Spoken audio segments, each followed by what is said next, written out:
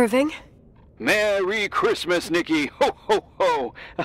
It's a little late for holiday greetings, but I expected that. What?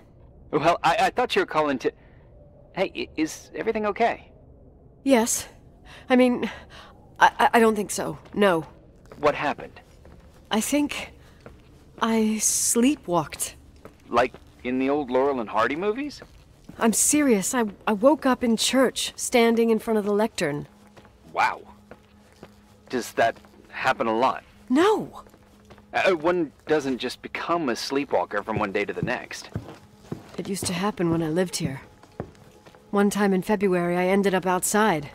But no parent leaves the doors unlocked if their kid sleepwalks. I never told anyone. Sleepwalking episodes are common in children. That's not the point. I forgot all about it. Then I come back here and it happens again. If I ended up in that church, maybe there's a reason. Sometimes following your instinct is the best thing. Yeah. I'll do that. Oh, Irving? Yeah? I like that you call me Nikki. Merry Christmas. Merry Christmas, Nikki.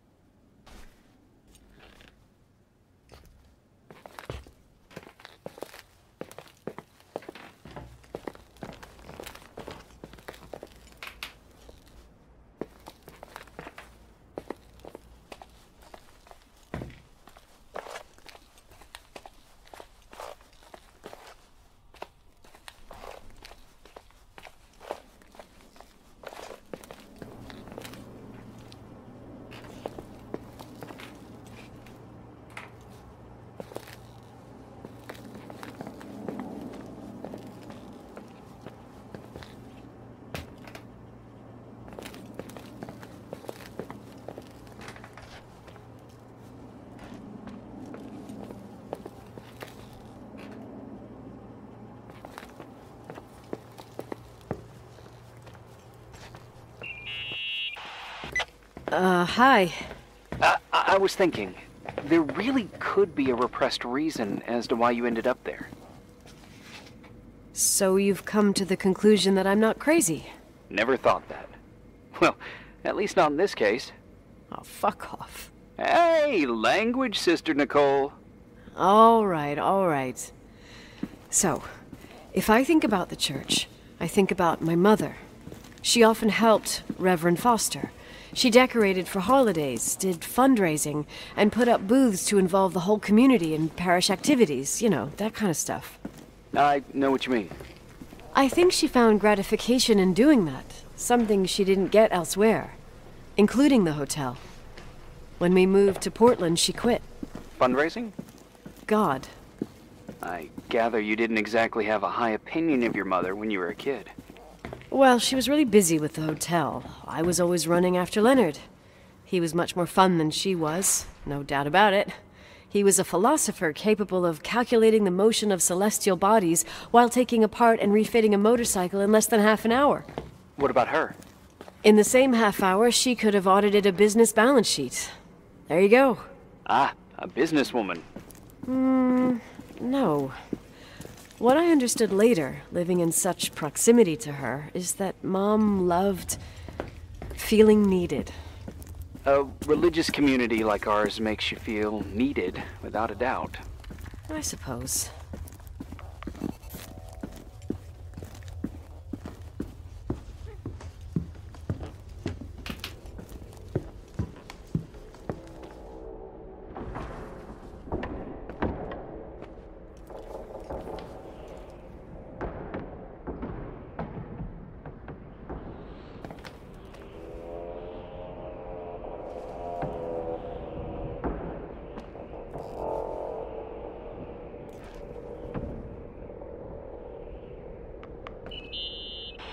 Nikki?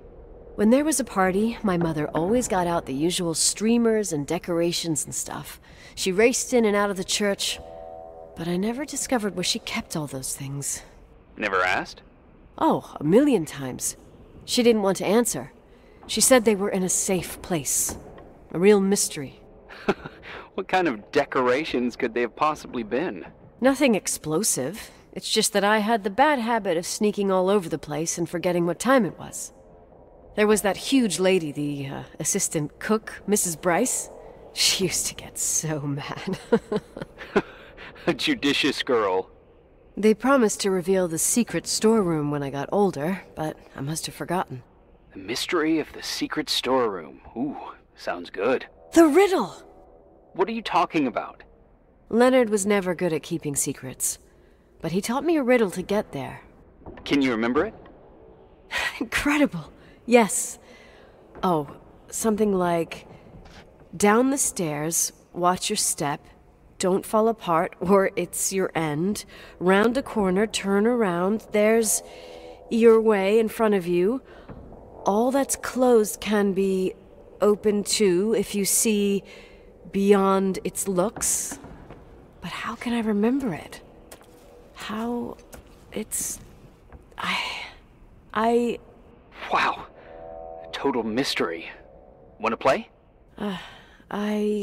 Yes. I need to think about it. I have no idea what it means. I'll call you if anything comes to mind.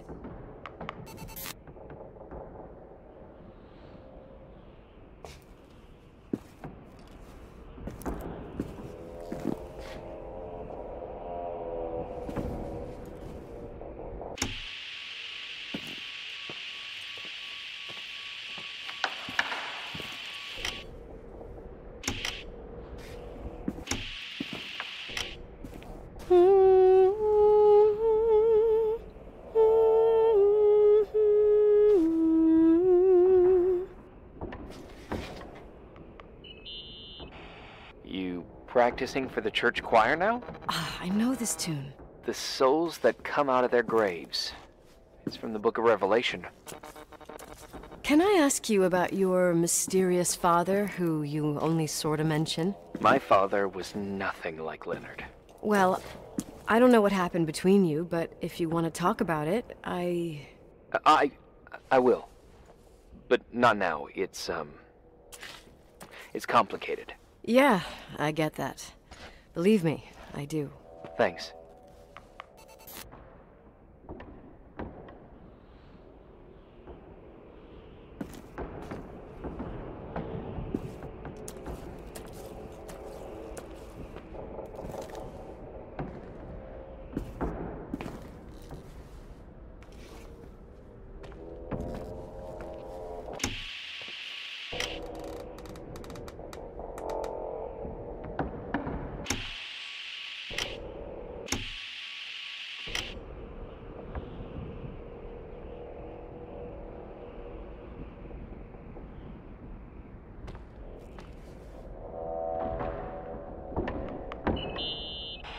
What'd you find?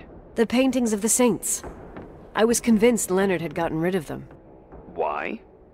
He liked saying that it was more likely to find God in a supernova than in a church. I don't see what he had in common with the Reverend Solomon Foster. They mostly talked for long stretches, in between chess moves up in the attic. United by pawns and bishops, but divided by the saints. Divided by everything else, I'd say.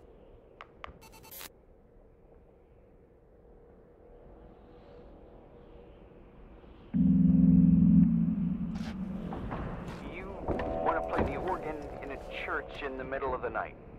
Really? Hey, what are you doing there?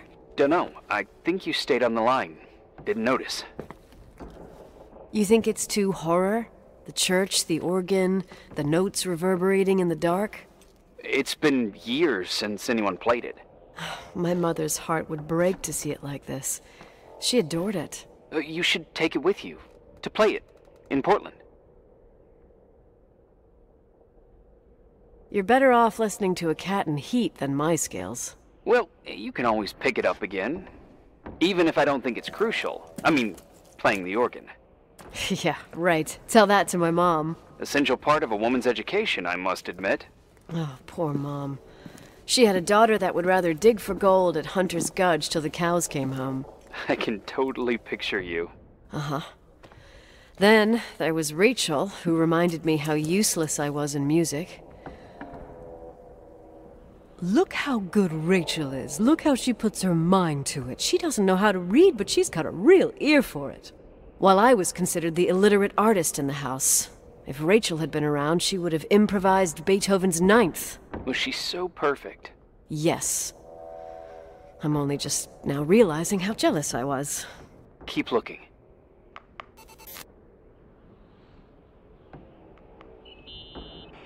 Someone broke into the church. Some fucking screwed up camper. Oh, your father left it open for mountain wanderers. Goddamn sons of... Ugh. I'll have to clean up this mess before Jenkins shows up. Yeah, keep an eye out. Normally, no one's around in this weather, but you never know. Ugh. Okay.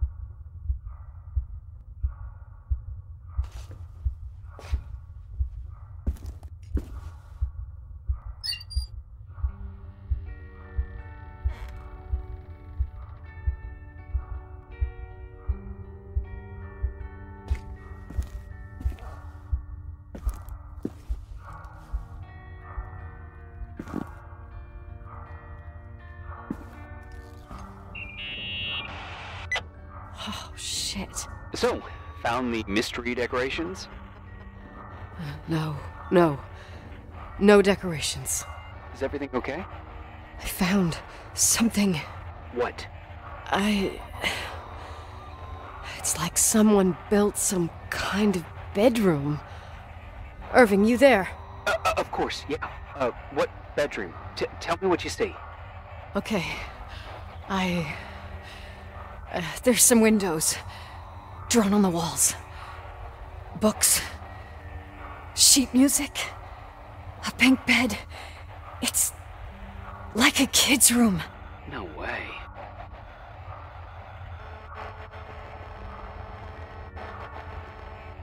This place doesn't make sense. No one would live down here. Nikki, I think you should get out of there now. No, wait. There's gotta be an explanation. Okay, that's it. Now I'm calling the head office in Billings. I'm telling them it's a code red emergency, so they'll have to... Jesus Christ, Irving. What? This is all Rachel's stuff. Understand? It's her room, a replica. You don't know that. You can't know what her room looked like. Everything here reminds me of her. Let me look around. I'm sure I'll find an explanation. But my other hand's on the red phone. Keep it there, but don't make the call. I need to figure out what's going on here.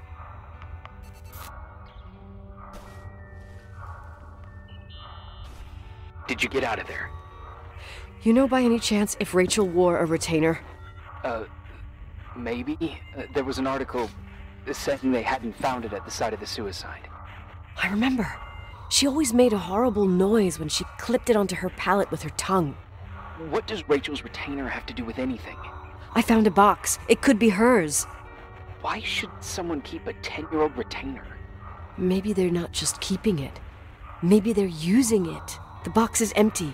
No way. I can't... Let me go on.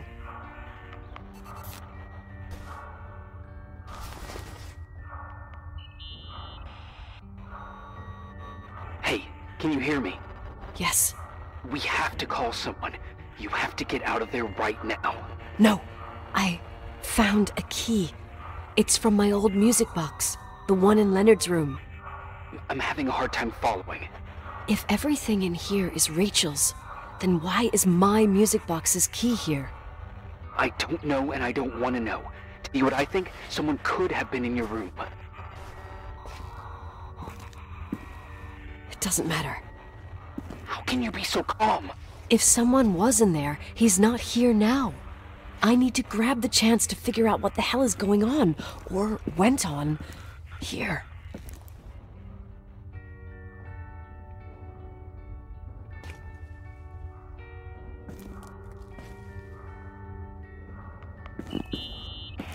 Yes. Nicole, listen. I already know what you're gonna say, but please trust me. Get out of there. Please, you're not helping. You do realize you found the replica of the dead girl's bedroom. This is sick. This is The more things get freaky, bizarre, and painful, the more I need to figure out why all of this... We'll figure it out. With the sheriff. Once you're out of there, into a safe hotel room in town. Please, just... Listen! A bunch of strange things happened since I got here. Think about it. Phone calls on a dead line. Old lipsticks that don't go bad. Leonard's notes where he says he saw a girl that's supposedly been dead for 10 years, and now this! All good reasons to get out of there. We both agree that saving your skin is top priority, right? I've looked over every inch of this place, and there's no one. If it's true, you realize what that means. What? What are you trying to tell me? Your father... he spent years in there. In total solitude. With the weight of his family and Rachel on his conscience. He wasn't the kind of guy to just let the past slide with a shrug. You know that too. You're joking, right? You think he did this? Think about it.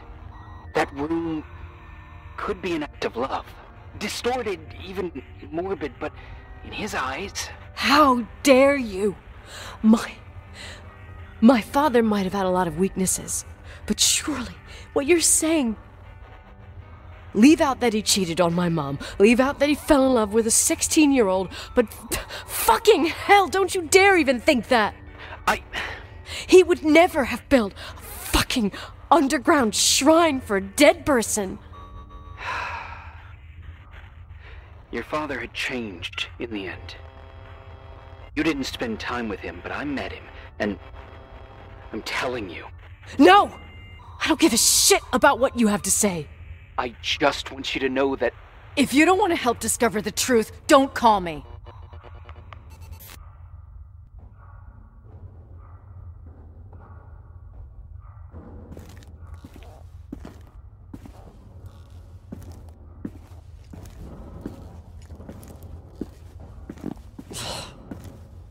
Asshole. How dare you? You don't know shit. You don't know fuck.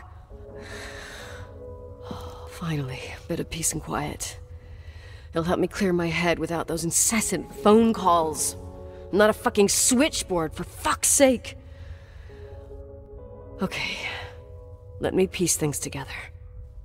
I just found out there's a room dedicated to Rachel Foster in my father's hotel. Maybe with items from her real room. Holy Jesus, that's freaky. Some people think she didn't commit suicide, and some even think she's still alive. I have to think it through. What concrete clues did I find? First thing, the phone call. They said Rachel isn't dead. Then the lipstick from 10 years ago turns up, still good. And then my father's various notes where he says he still sees her. If that were true, it might explain the sighting by her friend here in the Timberline. And now I find her retainer box, but no retainer. That room might not be a reconstruction. If Rachel didn't kill herself, Rachel could have lived here. But if she's still alive, why doesn't she tell her parents? Unless they're all in cahoots. No suicide, no Timberline money. No, I'm just being paranoid. And then there'd be no reason for her to live in a fucking underground replica of her room. My key in the middle of Rachel's stuff. Is it a message? Where do I fit in? Are you trying to tell me something, Dad? My music box with the hockey player. I don't think I have the guts to hear that tune again. But I must.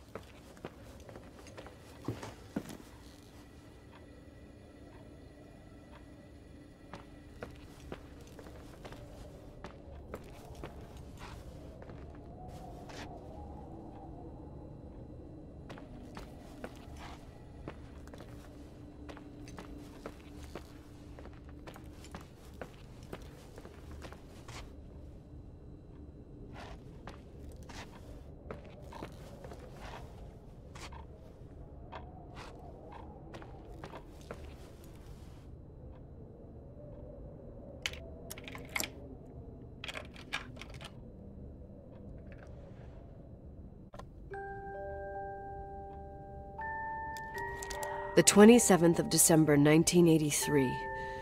The hockey finals at Missoula. Us against Cold Springs High. We won by sudden death after a 3-hour game, and I got the medal for the most number of face-offs won. According to the papers, that was the night Rachel killed herself.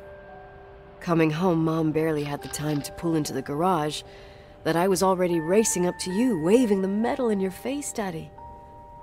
I was so happy. But you had other things on your mind, right? And you and Mom started fighting. Voices getting louder. That long silence when she comes down the stairs with suitcases and Mrs. Bryce tries to stop her. Mom's car stays here, and we leave with my Uncle John's. I never found out what started that fight. Mom never wanted to talk about it. Are you trying to, Daddy?